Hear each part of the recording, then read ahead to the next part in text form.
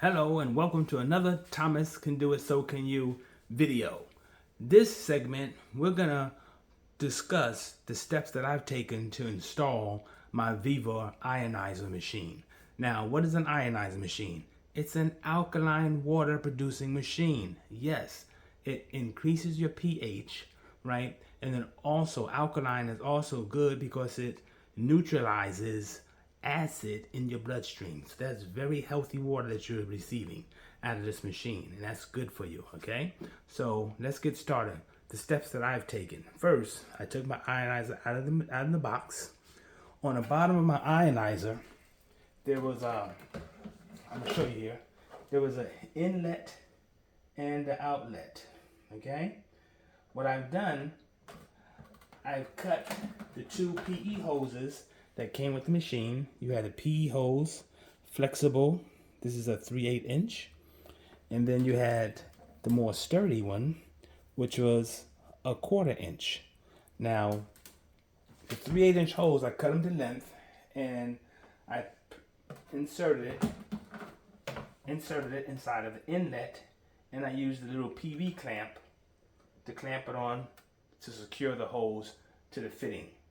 And then I fed the line outside underneath. You got two little grooves here. One for the power cable that plugs in underneath. And then the two inlet and outlet PE hoses that come out. Now the one that goes into the inlet, it's gonna go to the top. Just fasten it onto the top of the water valve. Okay, that comes with the set. All right, just turn it on and off. All right, the outlet on the bottom goes to the bottom here. Okay, so inlet on the bottom is marking.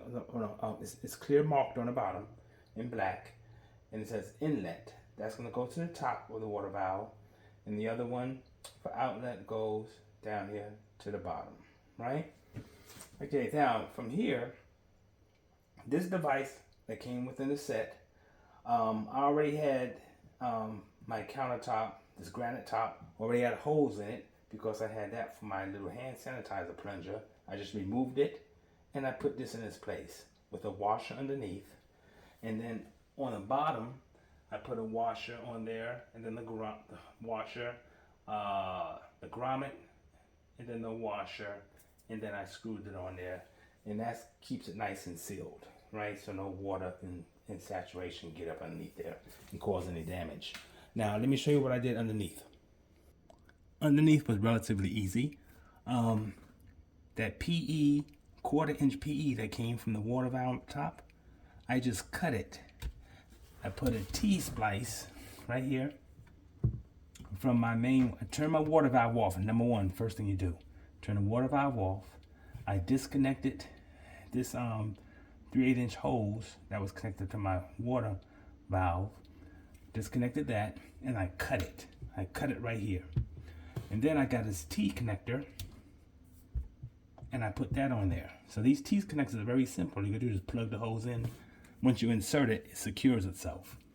So I secured this end here and the opposite end to the opposite side, right? That left this one, the top piece exposed, and that was for this PE.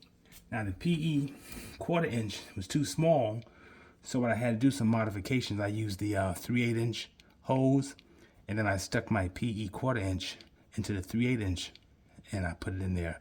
And I was gonna clamp it down with the PE clamp, with the hose clamp. But when I turned the water on, it was still seeping out, so I gotta go purchase a T connector like that. Once Lowe's opens, I'll put another one on there, and that'll be it. And that concludes what I did, y'all. The final step. The final step was to apply the coiler to the machine. And that was just, there was a little cap there. You just screw this thing on it, so just clockwise screw it on, right? There was a little cap, just to make sure you understand, there was a little cap there. I had to just plug the cap off, and so it exposed the screwing area. And I just, just hand tighten it, screw it on clockwise, and that's gonna be it. and that's your ionizer setup. Very simple steps.